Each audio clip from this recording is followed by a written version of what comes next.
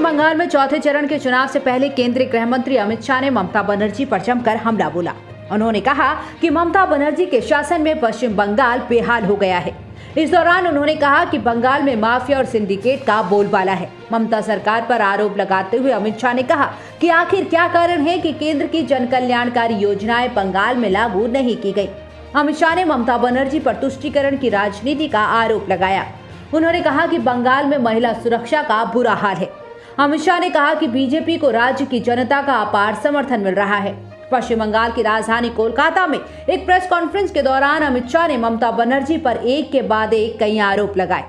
दीदी, बंगाल की जनता आपके खिलाफ है क्योंकि कानून और व्यवस्था की परिस्थिति पूर्णतया चरमरा गई है। बंगाल की जनता आपके इसलिए खिलाफ है कि यहाँ पर घुसपैठ बेरोक टोक आपने होने दी है। अब तो कलकत्ता में बैठे हुए बंगाली बाबू को भी चिंता है कि 10 साल के बाद कलकत्ता की क्या स्थिति होगी, घुसपैठ अगर इसी तरह से चलती रही। बंगाल की जनता इसलिए आपके खिलाफ है। लाखों करोड़ों जो शरणार्थी आए हैं बांग्लादेश से, उनको नागरिकता देने का कानून मोदी जी लेकर आए। सीएए, अब सीएए का विरोध कर रही है, इसलिए हमारे बंगाल के मतदाता आपके खिलाफ है। तुष्टीकरण की आपकी जो राजनीति रही, इसके लिए बंगाल की जनता आपके खिलाफ है। दुर्गा पूजा में मूर्ति का विसर्जन करने के लिए कोर्ट की सहायता लेनी पड़ती है, सर्कुलर होते हैं, कुछ एरिया में सरस्वती पूजा नहीं होती। किस प्रकार का शासन आपने बंगाल को दिया है, इसको जरा पीछे मुड़कर देखिए। इंफ्रास्ट्रक्चर का खस्ता हाल, इंडस्ट्रियल डेवलपमेंट में जीरो डेवलपमेंट, बेरोजगारी चरम सीमा पर, महिला सुरक्षा के सारे पैरामीटर्स ऊंधे मोह गिरे हुए हैं। सब प्रकार के महिलाओं के खिलाफ के अपराध में 1 से 5 नंबर के अंदर बंगाल खड़ा है। टोलबाजी, सिंडिकेट और भ्रष्टाचार अपनी सभी सीमाएं लांघ गया है। कोल माफिया और गौ तस्करी करने वालों के साथ तृणमूल के पदाधिकारी और वरिष्ठ से वरिष्ठ नेताओं की साठगांठ का पर्दाफाश हो चुका है। अब किस आधार पर बंगाल की जनता से बंगाल का वोट मांगना चाहती हैं? ढेर सारी जन कल्याण की योजनाएं जो मोदी जी ने बंगाल के लिए भेजी, उसको आप नीचे नहीं पहुंचने देती है।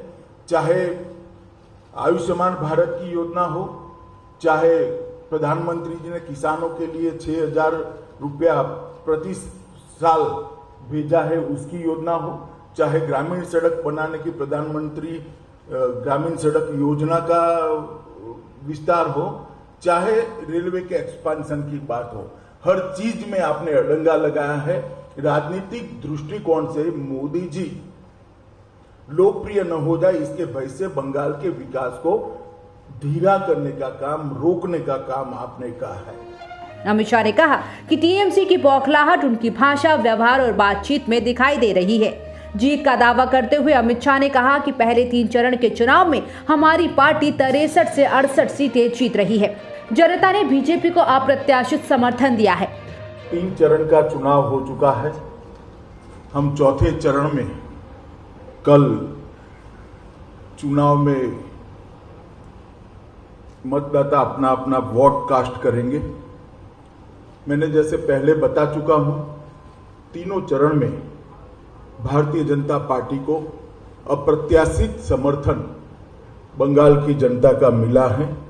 हमारे एक आकलन के हिसाब से 63 से 68 सीट, 63 to 68 सीट के बीच में भारतीय जनता पार्टी इस 3 चरण के अंदर जीत रही है। सुरक्षा बलों पर टिप्पणी को लेकर भी केंद्रीय गृह मंत्री अमित शाह ने ममता पर हमला बोला। अमित शाह ने कहा कि जिस तरह की टिप्पणी ममता बनर्जी ने सुरक्षा बलों के लिए की है, मुझे आश्चर्य है कि कोई राज्य की मुख्यमंत्री या राजनीतिक दल की अध्यक्ष अगर कहती है कि सीआरपीएफ का घेराव कर लो। ममता बनर्जी ये क्या कहना चाहती हैं? लोगों को अराजकता की तरफ ले जा रही हैं। ममता बनर्जी शांतिपूर्ण चुनाव नहीं चाहती। तृणमूल कांग्रेस का फ्रस्ट्रेशन उनके व्यवहार से, उनके भाषणों से, उनकी बातचीत से स्पष्ट रूप से दिखाई पड़ता है। जिस प्रकार की टिप्पणी ममता दीदी ने सुरक्षा बलों के लिए की है, मुझे आश्चर्य है कि सार्वजनिक जीवन में मेरा बहुत लंबा समय गया है, मैंने ऐसी टिप्पणी कभी नहीं देखी। कोई राज्य की मुख्यमंत्री और राजनीतिक दल की अध्यक्षा अगर ये कहती है कि सीएपीएफ का आप घिराव कर लो, उनको घेर लो, रोक लो, मैं नहीं ऐसा दृश्य मेरे राजनीतिक जीवन में देखा है। ये क्या कहना चाहती है? लोगों को अराजकता की ओर ले जा रही है, चुनाव को शांतिपूर्ण ढंग से समाप्त नहीं होने देना उनका उद्देश्य है, या फिर हर बार की तरह रेगिंग से चुनाव जीतने का उद्देश्य है? मैं इनकी बात को नहीं समझ सकता। और वो बार बार आरोप लगा रही है कि गृह मंत्रालय के इशारे पर सीएपीएफ चुनाव को डिस्टर्ब कर रहा है। दीदी को मैं एक कॉमन सेंस की बात बताना चाहता हूं कि सीएपीएफ जब चुनाव के काम में लगते हैं तब गृह मंत्रालय का कंट्रोल नहीं होता है। पैरामिलिट्री फोर्सेस पर कंट्रोल चुनाव आयोग का होता है। इतनी सादी सीधी बात भी अगर उनको मालूम नहीं है तो मैं मानता हूं कि उनकी बौखलाहट बहुत बड़ी हो गई।